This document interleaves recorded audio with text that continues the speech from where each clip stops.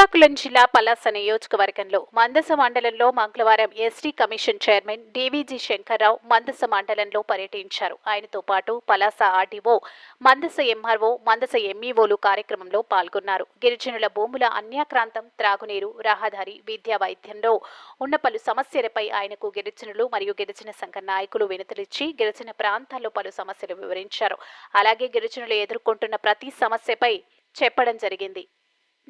నాకు అవకాశం ఉన్నంత వరకు అధికారులతో మాట్లాడి ప్రభుత్వం దృష్టికి తీసుకెళ్లి పరిష్కరిస్తానని, అంతేకాకుండా జిల్లాలో ఐటీడీఏ కార్యాలయం ఏర్పాటుకు తన వంతు కృషి చేస్తానని హామీ ఇచ్చారు. ఈ కార్యక్రమంలో పలు గిరిజన సంఘాలు అలాగే గిరిజనులు పాల్గొన్నారు.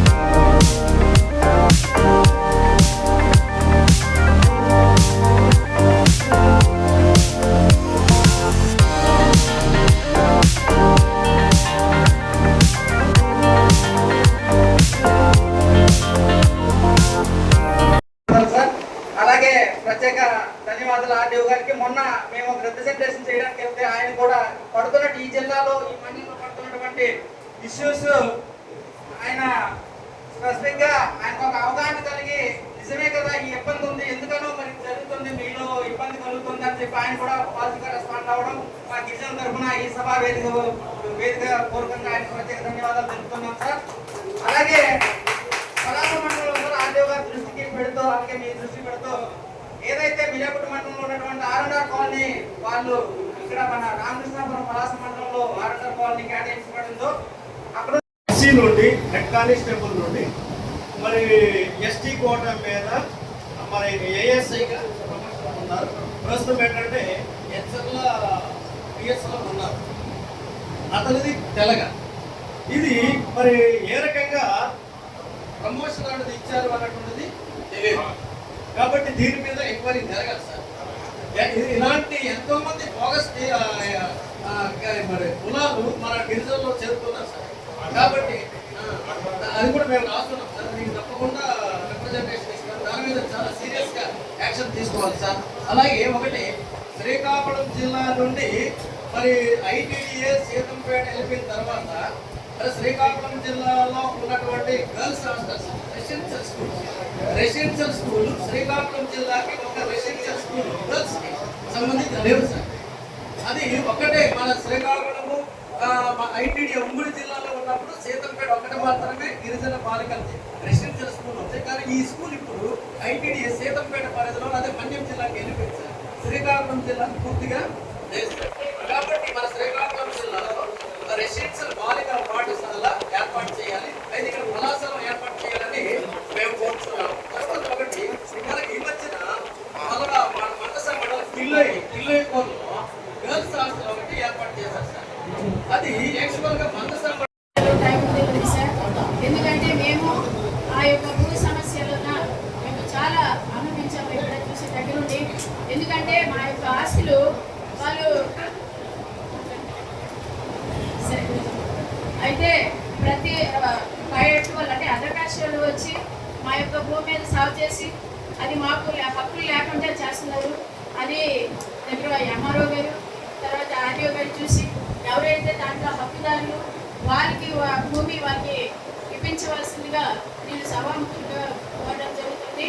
ఇంకో ముఖ్య విషయం ఏంటంటే పంచాయతీ అంటే మందస మండలంలో చాలా ట్రైబల్ ఏరియాలో వాటర్ ఫెసిలిటీ, రోడ్డు సౌకర్యం లేదు సార్. అది మెయిన్ మన ట్రైబల్ ఏరియాకి రోడ్డు సౌకర్యంగా ఉంటే కంపల్సరీ ప్రతి ఒక్క ప్రాంతానికి వాటర్ ఫెసిలిటీ అనేది ఉండడం జరుగుతుంది. కాబట్టి అది కూడా ముఖ్య ఉద్దేశంగా తెలియజేయడం జరుగుతుంది. ఇప్పుడు చీపి పంచాయతీలో పొందికలి వెళ్ళడానికి 15 గ్రామాలు ఉన్నాయి సార్. చాలా పెద్ద ఇష్యూ. వాళ్ళు రావాలంటే అక్కడ కానీ ఇప్పుడు రెయిన్ సీజన్ ఇప్పుడు వస్తుంది, ఒక్కరు కూడా అక్కడే రాలేని పరిస్థితి. కాబట్టి అది ఆ ఖానా అనేది కంప్లీట్గా చేయవలసిందిగా తెలియజేయడం జరుగుతుంది. రోడ్డు అంటే చాలా పెద్ద ఖానా సార్. అక్కడ నుంచి కానీ రావాలంటే గ్రామస్తులు రావాలంటే చాలా ఇబ్బంది పడుతున్నారు. ఎందుకంటే మేము చిన్నప్పటి నుంచి అక్కడ జర్నీ చేసాం కాబట్టి ఆ ప్రాంతాలు మాకు తెలుసు. అలాగే ప్రతి ఒక్క ప్రాంతంలో ఇలాంటి వాటర్ అంటే సమస్యలు ఉన్నాయి. గిరిజన ప్రజలు బయటికి టౌన్కి రావాలంటే ఈ సమస్యలతో చాలా మంది ప్రాణాలు కూడా కోల్పోయినారు. అంటే సరైన పంపిస్తున్నప్పుడు మరి డిపార్ట్మెంట్ వారి తాలూకా నిర్లక్ష్యమో లేకపోతే అక్కడ సమస్య ఏంటో కానీ సమస్య అయితే మేము పెట్టుకున్నటువంటి అర్జీలే రిపీటెడ్గా వచ్చినటువంటి పరిస్థితి కనబడుతుంది సార్. అయితే మాకు ఈ అవకాశం కూడా మీ వల్ల ఈసారి దృష్టి తీసుకురావడం నిజంగా మేము అదృష్టంగానే భావిస్తున్నాం సార్. ఎందుకంటే గతంలో ఎస్టీ చైర్మన్ దగ్గరికి వెళ్ళాలి అన్నదంటే మరి ఎక్కడ ఉండేవారు, లేదంటే ఏదో స్టేట్ లెవెల్లో ఉన్నటువంటి పరిస్థితి. కానీ మా మధ్యకి వచ్చి మా సమస్యలు వినడం నిజంగా మీకు ప్రత్యేక కృతజ్ఞతలు. అయితే ఈ జిల్లాలో తీసుకున్నటువంటి సమస్యలు తీసుకుంటే వాళ్ళ జీవనోపాధి పొందుతున్నటువంటి భూములు సరైనటువంటి ఆధార రికార్డ్స్ లేకపోవడం వల్ల ఇవాళ భూస్వాములందరూ కూడా మిగతా ఇతర కులాల వారు వాళ్ళు కేవలం రికార్డెడ్స్ ట్యాంపరింగ్ చేసుకుని వాళ్ళ తాలూకు భూములు లాక్కున్నటువంటి పరిస్థితి జిల్లా వ్యాప్తంగా ఉన్నటువంటి చాలా దగ్గర కనబడుతుంది. అది చాలా క్లియర్ కట్ సార్. అయితే లీగల్ గా బయట చేయలేనటువంటి పరిస్థితులు ఉండడం వల్ల వాళ్ళ తాలూకు తప్పిదాలు బయటపడట్లేదు సార్. ఇది మాత్రం వాస్తవం సార్. ఎందుకు వీళ్ళు ఎంతవరకు వెళ్ళగలుగుతారు? మా అయితే తహసీల్దార్ ఆఫీసు లేదా ఆర్టీఓ ఆఫీసు మించి కలెక్టర్ ఆఫీస్ సార్. దాని తర్వాత లీగల్ గా వచ్చినటువంటి సమస్యలు ఎవరో ఎదుర్కోవడానికి సిద్ధంగా మా గిరిజనులు లేదు సార్.